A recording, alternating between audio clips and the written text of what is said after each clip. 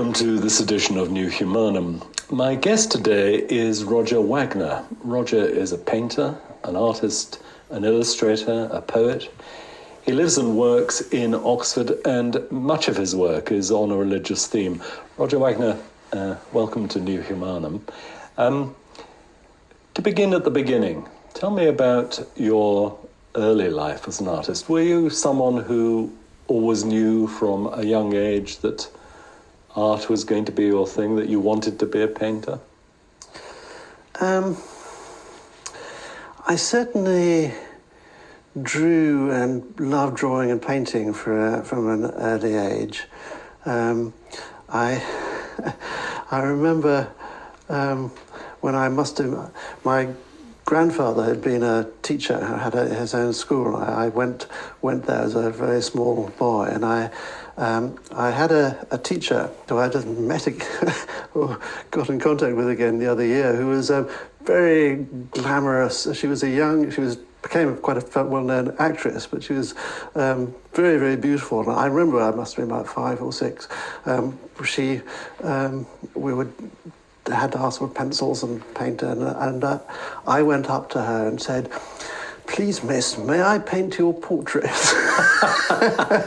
And she was absolutely sweet. She said, "Yes, I'm very good at painting my portrait, and I'll help you." In fact, she's now an artist as well. And that was, I think, the first picture that I remember doing. So the instinct was always there. The instinct was certainly there, yes.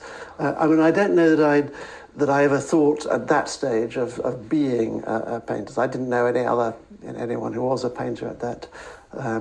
But we certainly had pictures in the house which I always sort of loved, and were taken along to sort of galleries and things from a young age. So I was always sort of drawing. I loved doing cartoons, actually. That was my first ambition was to be a cartoonist, I think, but when the actual, and I think I even wanted to be a film director at the but gradually the desire to paint sort of got sort of stronger, and I certainly by the time I was coming to about to leave school, I'd had the offer to sort of go to an art school, and I would have gone there, but I was directed to. They thought I could get into university and get into Oxford, and I sort of did, and so sort of went to Oxford, but near the end of my time there, I felt so strongly that I wanted to be an artist that I nearly left to go to art school. So it had obviously been sort of growing within me all that time. Yours was a London childhood, I think, wasn't it? So you were, was it Chelsea that you were domiciled in, and of course, being a London child, you are surrounded by fantastic collections of art. Well, yes, no, absolutely. The sort of National Gallery and the British Museum and the sort of Wallace collection and all these sort of things were. Which we would most sort of, certainly if it was raining every Sunday, we would go along to one of these sort of places, or sort of Chiswick or somewhere like that, and see these extraordinary pictures. But I'd had a cousin of my grandfather had been a sort of collector, and he was a bachelor, but went along to in the 1890s and early 1900s. Went along to sort of Sotheby's every day and sort of bought the little with just very small amounts of money. But he built up this extraordinary collection of Italian primitive paintings, quite a lot of which are now in the National Gallery. But we had still a few. So I was sort of brought up looking at these pictures, and so, which again must have had a sort of huge impact on me. Yes, I was going to ask you about that, because a child's imagination, if you're surrounded by those sorts of images, they must sort of sink in somehow, and maybe later in life blossom. Yes, I mean, I suppose, you think it's just normal to have a sort of altarpiece on your above your sort of fireplace, or sort of Madonnas and childs sort of stuck around the house. And so I thought this was just a normal thing that most people had, but didn't. But yes, they clearly had a sort of had a sort of big. Well, they kind of were almost below the surface. You don't realise, and until I suppose I was an adolescent when I actually went to Italy and saw these kind of pictures and where they'd come from and what but it formed the basis of, I suppose, what I thought pictures could do. So you decided to embark on the life of a painter. And I think that, not knowing much about that world myself, but that's a precarious sort of occupation, and not one which is necessarily going to lead to a very you're not going to make a lot of money at it necessarily initially. So I mean, but this was just something you felt, I have to do this. Well, am I right in the first instance? I mean, was it precarious, and did you worry about that? Well, I think the wonderful thing about being young is that you're hugely impractical, and I was very romantic, really, and didn't. So I don't think at that stage I did. And also, I'd read, the letters of Van Gogh and things, but for me, in fact, when I was at Oxford, I was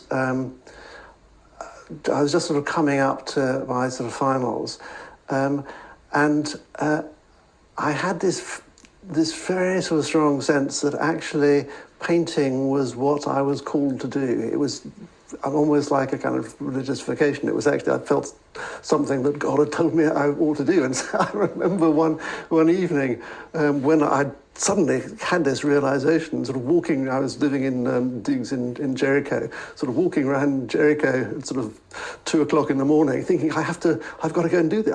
I knew I could go to art school, but I didn't, I now felt I had to do it straight away. And I sort of remember waking one of my house flatmates up at sort of 3 o'clock in the morning and I'm leaving.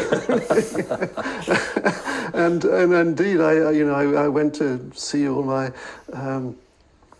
tutors and parents, and they were all deeply upset by this. But eventually was directed to the college chaplain who understood what I was sort of going through, and sort of said that it may well be that God had called me to do this, but probably he didn't want me to sort of throw away 3 years of education just before finals to do it, which I was hugely relieved, actually, because I didn't really want to leave. But so when I did, I didn't feel at that point that I was embarking on a precarious path. I felt that I was doing exactly what I was meant to be doing, and so I felt completely secure. Not that I had any sense that I'd be financially secure, but I wasn't really worried about that at that stage. That's very interesting. So you felt impelled by some notion, some force outside yourself to become an artist. You liken it to a religious vocation, and that's very much what it sounds like, as if you had a sort of moment of revelation, really. This is what my life is going to be. Yes, no, it was exactly like that. I was reading I think William Blake, who was, started life as a printer and had this little printing firm, Parker and Blake, and at some point he felt God saying to him, Blake, be an artist and nothing else. And that was very much really what I felt as well. It was, and yes, how it's going to work out, I had no idea. But as I said, I wasn't really worried at that stage. You were raised in a family where aesthetics were clearly, beauty was all around you. That accounts for your formation in a sense, doesn't it, as an adult, perhaps? It certainly had I mean, I don't think I asked many questions about it. It wasn't something that I sort of interrogated particularly, but I did just receive it, and it's it's that and the sort of the landscape, and because we also had all our sort of holidays in Suffolk, and the sort of Suffolk landscape had an enormous sort of impact on me. It's when you read sort of Wordsworth's description of his sort of fair seed time had my soul, he described it. Well, I think I would say the same, that it was, there's a sort of just great sort of richness of sort of beauty and That reminds me of a remark you made about Constable, actually, because you said that that although Constable's landscapes are not obviously religious in content, being of trees and fields and village landscapes and so on, but nevertheless, I think you quoted him as saying something about the landscape being God's handiwork or something, or that landscape is God's own work, I think is what you said. Yes, I forget the exact quotation now, but it was, yes, he was. I mean, very much. He saw it like that, and is that how you see it?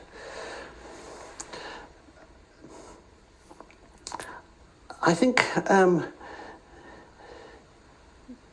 there's that wonderful sort of Psalm 19. It talks about the heavens declaring the glory of God. The firmament makes known his word, and it's. But then it goes on to say there is no speech, there are no words, and yet it somehow speaks, and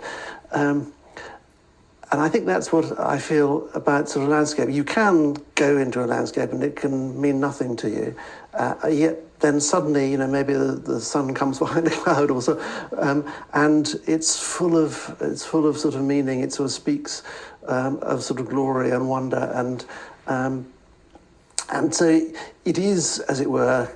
Again, sort of Coleridge talks of it as a sort of language which God speaks to us, But to hear that, you have to kind of let yourself be tuned to it. And it's easy to sort of screen it out or just ignore it. But if we allow ourselves to sort of see it like that, then indeed that is how it is. And that's, I think, we're seeing the truth then. We're not kind of making it up or sort of pasting that kind of interpretation on top of it. We're actually seeing to the heart of things. This is a sense of awe in the face of creation and its wonders.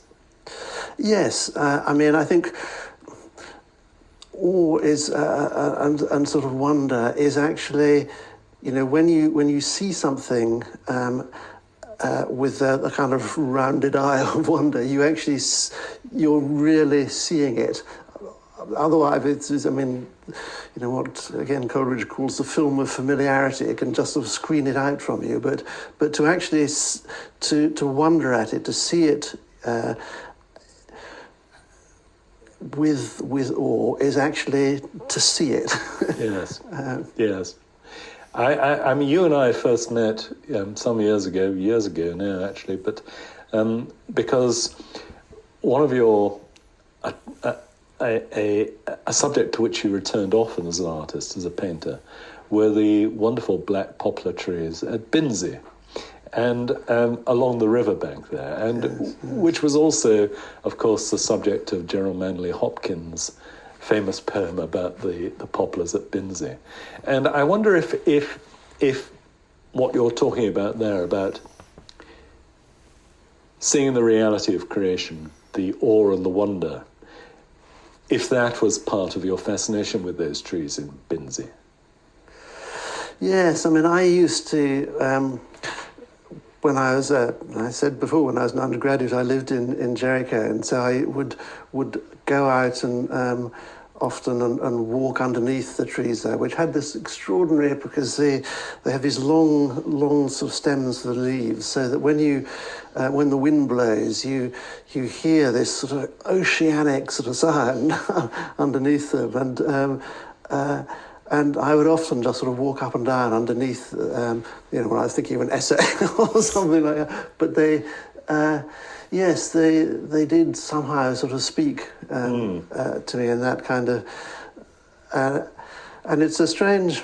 I mean, Hopkins's poem was, lamenting the fact that they'd been cut down, and we first thought when they'd been cut down again, but. But actually, that's something. I mean, I have a poem once which talks about cloud formations and how you see this extraordinary cloud. I mean, the poem is all about sort of seeing, going for a walk, seeing this extraordinary cloud formation, and then coming back, and it's all gone. Mm-hmm. And the last line of the poem is, "Beauty is the gift of each moment. We kiss our hand to it as it passes." And that is an aspect of beauty. It doesn't, you have to enjoy it when it's there, and you can't repine too much when it disappears, because it does disappear. It isn't a permanent thing. Yes, although of course your canvases try to make it permanent. Well, they try and prolong it a bit. I mean, they won't last any more than anything else lasts, but they can sort of focus our attention on it, and maybe it just lasts a little longer than I do. So I mentioned in my brief introduction that a lot of your work has explicitly religious themes, and of course, in doing that, you are really swimming against the tide of modern art, if you will, in the country, which is yours is niche, but you've found an audience, and you have become actually very notable in the world of religious modern painters. How did that? I mean, was that something that you determined on doing, or was it something which grew out of just your vocation as a painter, and you were naturally led in that direction? Why is your art so infused with these religious themes? Well, I mean, you're right that I am often sort of referred to as a kind of religious artist and things, but there always seems to be, and I said this before, actually something quite strange about that, in that when you think about it, the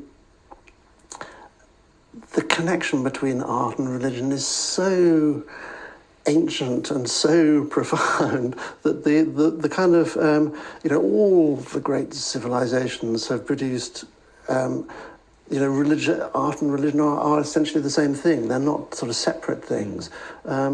Every traditional society that one can think of, that's the case.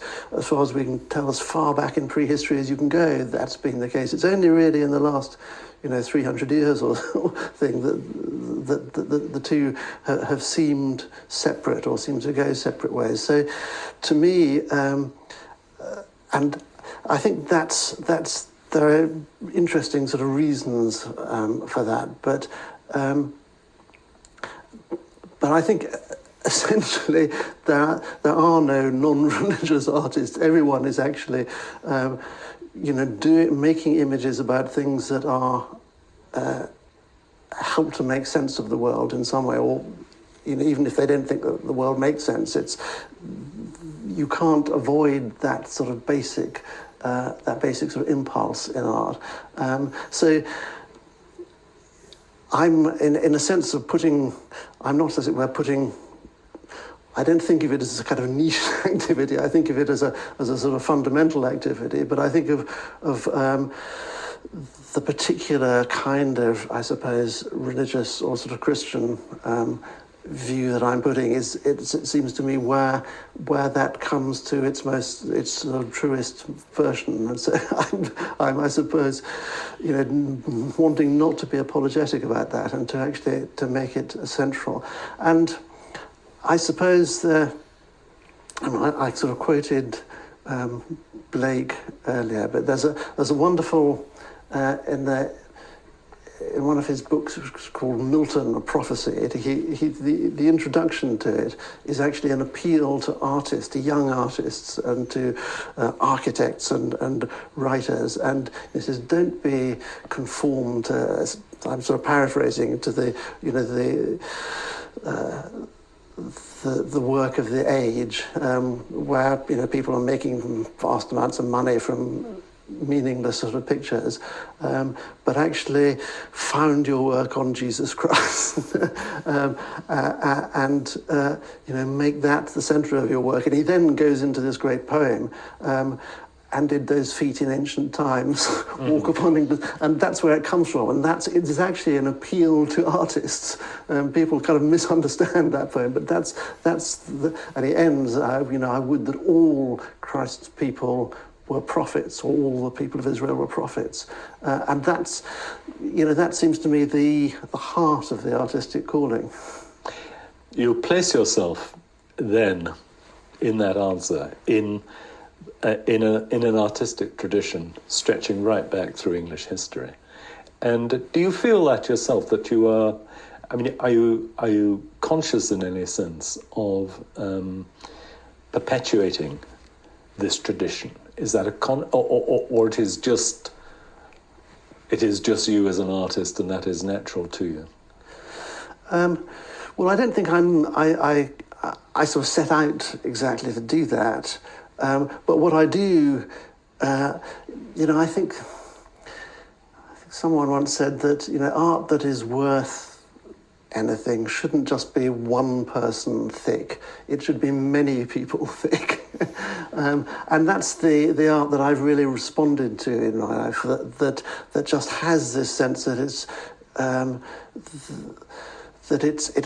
yes, it's fresh and novel and wonderful because it's an individual who's doing it, but it's also has behind it a great sort of weight of other people who have worked in this tradition and have produced things, and so that one picture has a sort of great depth to it, and that's what I've longed for in my own work, that it should have a kind of a depth and have a sort of resonance that sort of that echoes the things that have been done before, but is also trying to make them new.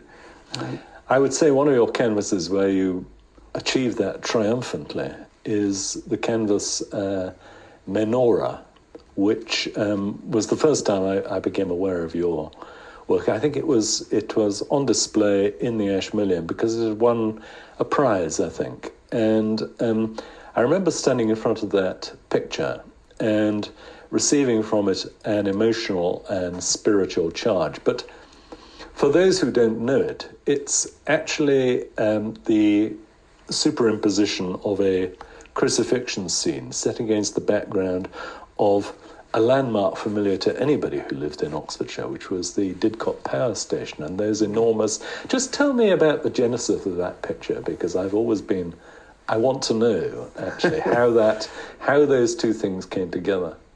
Well, it started when I was still an undergraduate and used to sort of go up and down to London on the train, and I was just passing Didcot one evening and just saw this this sort of power station. There was a very dramatic sky behind it, and there was this sort of smoke which was streaming out of the chimneys in this very kind of elegiac way. And I had a sort of notebook with me, and I just sort of sketched it down. I just thought, this is a really sort of powerful thing. But I came back, and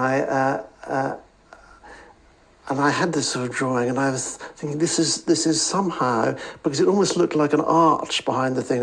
It looked like the background of some great religious scene. But what would be in the foreground of this? And I sort of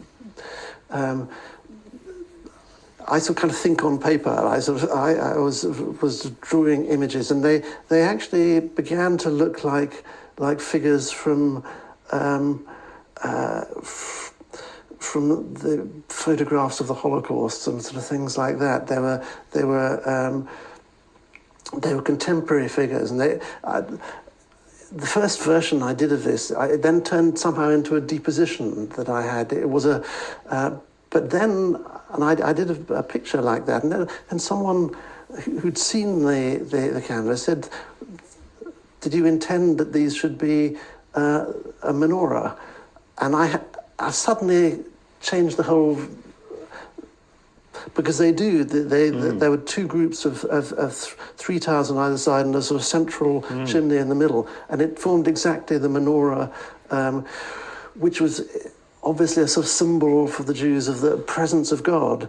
And so then, when I'd sort of seen that, it then became a crucifixion, because it was the symbol was both, it looked like, because with that central crematorium kind of chimney, it had a sort of very sinister feel of Auschwitz, but then it also looked like a symbol of the presence of God. And so the crucifixion was then obviously, it is, why have you forsaken me? Why, God, it is the most God-forsaken sort of, but then it is also God with us. And so the two things came together, and I was doing it during the time of the sort of Bosnian War, and so there were all these sort of terrible sort of grieving families and things on the newspaper. So they sort of came into the picture as well.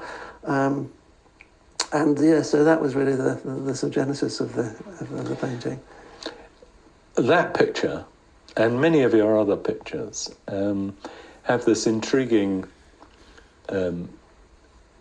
mix of religious imagery, but set often against industrial scenes. So I have a canvas of yours, which is Abraham and the angels. They're gathered underneath the tree, Abraham and the 3 angels.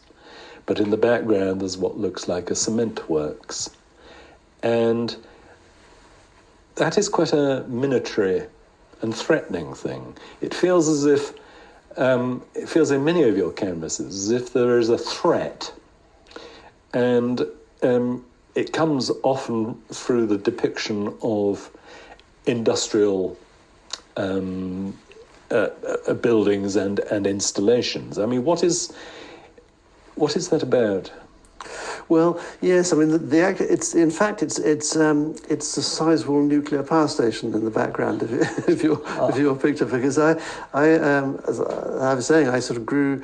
We always had our holidays in Suffolk, and near the sort of Sizewell, and I was sort of there when the power station was being built, and I just remember seeing one day this sort of cornfield, the wonderful sort of pastoral scene, and behind it, this looming presence of the nuclear power station, which emitted a kind of hum, which sort of spread over the fields, which did seem somehow sort of threatening, and it immediately reminded me of the story in Genesis of when the angels come and have a meal with Abraham just before the great cataclysmic destruction of the cities of the plain. So it's a kind of picnic on the edge of doom. And yes, I've always, we talked about sort of beauty, but the problem, with some kind of the beauty can, if it just seems escapist, it can just seem sort of prettiness. It doesn't seem to speak to the reality of, and so I always wanted pictures that combined, that sort of spoke of beauty, but also confronted a world in which seemed to deny any sort of beauty and sort of hope.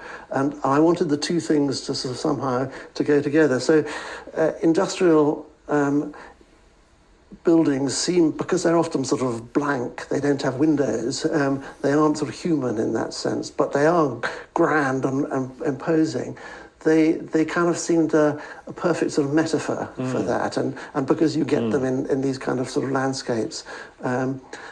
So yes, I've kind of used, they've been a sort of continuing metaphor for, and I also actually, they do have their own kind of weird beauty as well. They do. Yes. Yeah. No, I see. But do you fear some sort of environmental or ecological catastrophe. Do you, I mean, is that something which haunts your dreams? Are you, or are you content to be in the hands of Providence?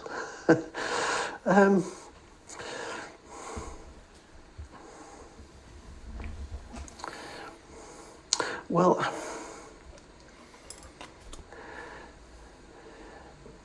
I mean, I think it's very difficult to live in the either the 20th or the 21st century without sensing that, you know, we are on a, you know, doom surrounds us on every side, but on the other hand, it's focusing on, you know, if you just think in terms of what can you do to get out of this, well, I think that's there's no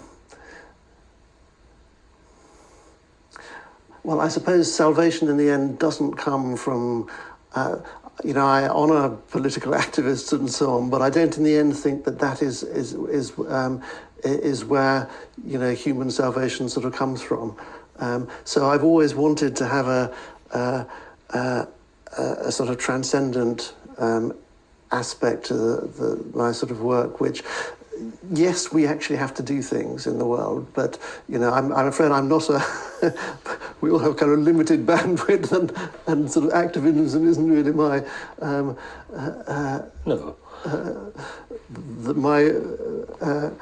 I suppose my calling is to make images, and that's what I sort of try and do. You make images, certainly, and actually you haven't confined yourself to canvas. There is, not far from here, the parish church at Iffley, where you did a stained glass window, and I know that you have also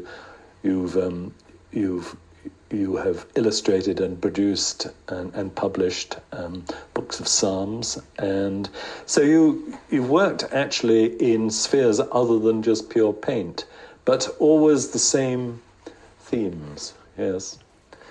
Yes, I mean, I haven't done that many sort of commissions for churches, but I've.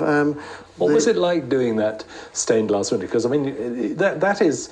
I mean, I imagine that the technique of making stained glass is very intricate and specialised, is it not? How did you do that? Well, I was very fortunate in that I happened to be a friend of Tom Denny, who is the great sort of stained glass maker in Britain at the moment, and he really sort of taught me how to make stained glass, and so I did work quite a bit in his studio, and as well as sort of making it here. But yes, it is an incredibly complicated process. For those who've not seen it, it's a working of the theme of the tree of life, isn't it? So just explain what it is to me. Well, it was interesting because the Piper window, which was installed in the 1980s, there is I think one of his best windows. It's a nativity window, which has got the animals. It's based on a medieval painting, but it has at the centre of it a sort of tree of life, so I was asked to do a window to sort of to go with that, and originally I'd thought of doing a nativity of some kind, but then I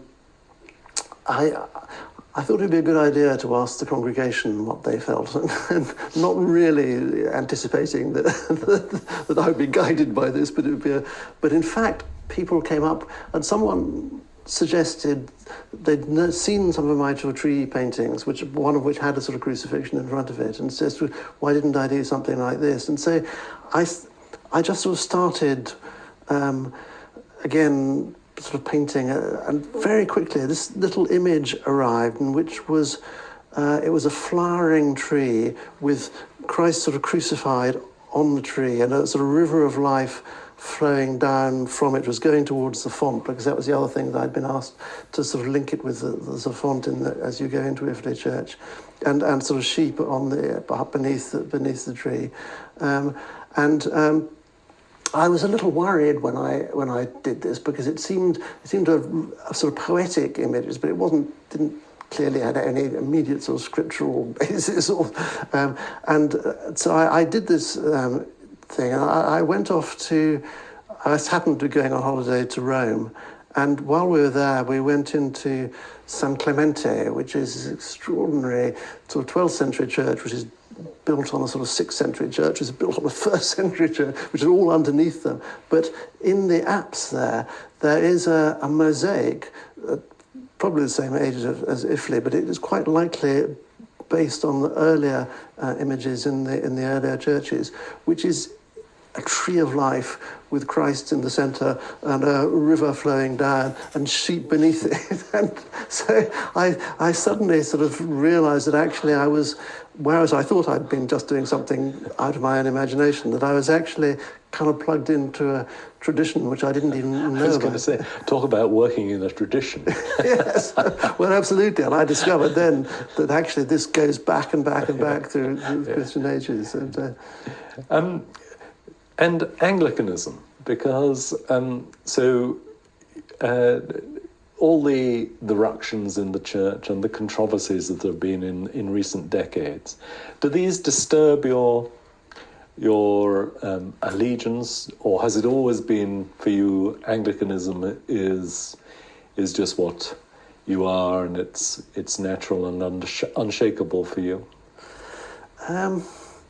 Well, it's quite true that I was brought up in an Anglican tradition, but in fact my sort of church-going has been quite sort of checkered in that my family were actually in the sort of 19th century were sort of churchmen in Brighton, but they belonged to very different. There were the Wagners who were evangelical Wagners and the Anglo-Catholic Wagners, who built all the sort of churches in Brighton. So I was quite used to the fact that actually sincere Christians can, and they got on very well together and actually supported each other. And so we had a kind of family history of actually of embracing sort of difference and not being too disturbed by sort of conflict. And for a time, I went to a church which was a kind of house church. It was, but the person who'd started it had this wonderful kind of mantra that he saw it as that his view of Christianity was that he embraced true Christianity wherever he found it, and that's very much been my kind of approach. That yes, there are always going to be huge conflicts, and one of my heroes is a man called Thomas Traherne. He sort of started here in Oxford, when the Church of England had been abolished, and he actually started as a appointed by sort of Puritans in a place when the Book of Common Prayer was no longer in use, but then came to sort of love the sort of seasons of the sort of church year and the market days of heaven, as he used to call them. And so when the Church of England was re-established, he was very happy to go with it. So these things do sort of sweep over, and they are disturbing from time to time, but I think they're mild compared to the things that have happened in the past. Yes. Yes. So one has to take them in one stride. Yes, I think it's fair to say that in one area at least we have made some progress, which is 500 years ago we were burning each other as heretics, and now amongst Christian communities there is, I think, much more tolerance and understanding, love, sort of fraternal love for people of who follow a different tradition. I mean, I feel that. I don't know if you feel that. Yes, no, absolutely. I mean, it was very... one of the people who've been really encouraging to me in my life as an artist was Sister Wendy Beckett, and who... and it was lovely sort of taking her to to St Mary's in Italy, and seeing her sort of response to that, and yeah, so I've have sort of Christian friends from all sort of denominations and all backgrounds, and have never felt any sort of difficulty with that or barriers. I want to turn finally to the question of the modern art scene. You have swum against the tide of contemporary fashion in art, and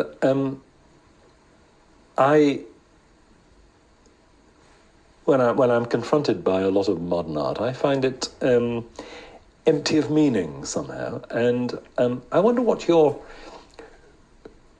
mentioned a while ago that a lot of people make a lot of money out of modern art, and there is a lot of money which kicks around in the art world. But the art itself, what do you think?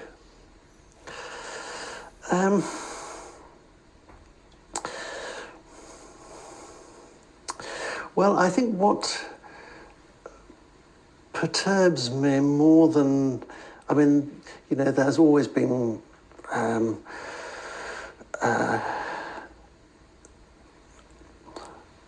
second-rate art going on the whole time, and that's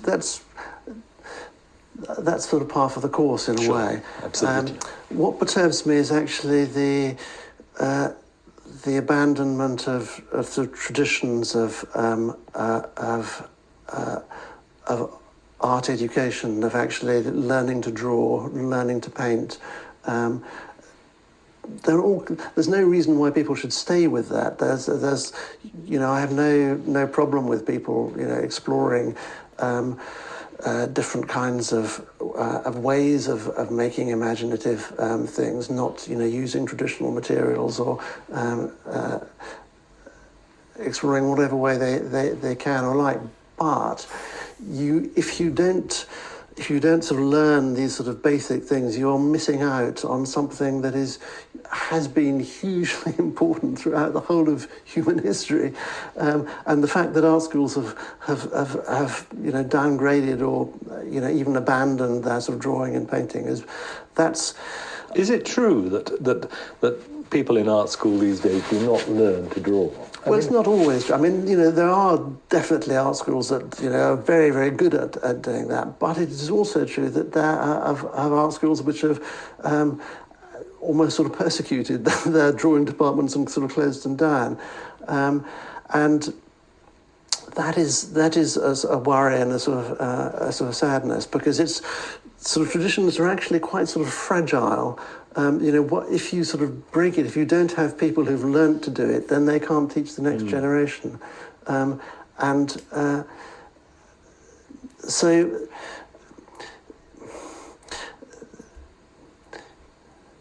I mentioned Sister Wendy a moment ago, and she had this phrase which she talked about one-look art, that she felt that quite a lot of contemporary art was something that was making a very sort of, either it was completely incomprehensible, but that was in a sense what it was trading on, because if you think it's incomprehensible, you may think there's something really deep here which I haven't understood, but that may not be the case. It may just be incomprehensible because there is nothing to comprehend, or it's can be very, it's making a simple political point, which you see it, you've got it, that's it. And I suppose my interest is in work that actually you can go back to again and again and again, and it can speak to you on different levels and in different ways each time you see it. I have no problem with all kinds of work. And I don't have no problem actually with political cartoons. I love them, but I also want there to be King Lear. I also want there to be, the Divine Comedy. I want there to be Mozart and Beethoven and things that have this sort of huge sort of richness to the human spirit. And to have those, you have to you have to sort of dig deeper than just sort of the issues of the moment and the sort of politics of the moment.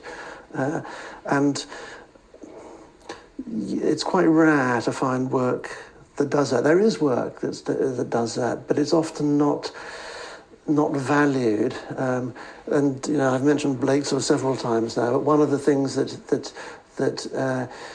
in the end that he sort of says to artists is because artists who are doing work like that find often that they're not valued in the and it's very difficult to go on. But he says, if no one will employ you, you must employ yourself. And when at the end of the day you put off your sort of shoes and go to bed, you will find put into your shoe a reward such as the world cannot give. I was listening to a lecture you gave, and you were talking about modernism and the way that modernism is iconoclastic by intent, but that it tends then to this sort of there's a sort of extremism that comes about in it. Every art movement tends towards a more extreme version of itself until it runs out of steam. Is that what I should have understood from what you were saying? Perhaps I misunderstood. No, I mean, it's one of the really interesting. I mean, I'm sort of writing a book at the moment on the nature of art, and I'm talking actually, been sort of looking at iconoclasm through the ages, which is a very sort of fascinating phenomenon, and particularly religious iconoclasm,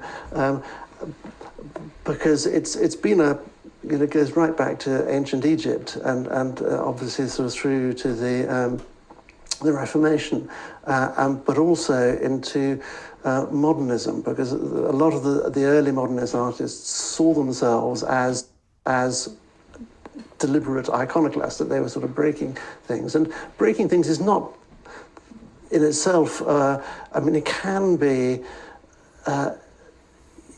can have a value if if you're doing it not because you want to destroy, but because you actually want to create something that hasn't been possible, or that has been sort of limited and constrained by sort of conventional ways of seeing it. But so it has to have, to be positive, it has to have that, it has to have a vision which is inspiring it. And I think one of the, early 20th century modernism did have a kind of utopian vision. A lot of the abstract painters were very much inspired by new kind of spiritual movements of theosophy and these kind of things, but it's quite difficult to see any sort of vision of that kind in a lot of work of sort of later 20th or to the 21st century. So innovation in itself is not enough. No. You have to be innovating because you're actually, there's something deep and profound that you want to say, and if you haven't got something deep and profound that you want to say, then that's where you need to begin. What is the why are we here? What are the most fundamentally important things in human life? And that's why I think that art, if it's going to be of any value, has to be part of a kind of spiritual journey for the artist, which is actually, I find, what makes it really an exciting thing to a journey to go on. When can we expect this book? When it's finished. Well, it sounds like it's going to be the summation of a lifetime, as yours has been, spent in art and producing art. So Roger Wagner, thank you very much indeed for talking to us. It's been fascinating. Thank you. It's been a great pleasure.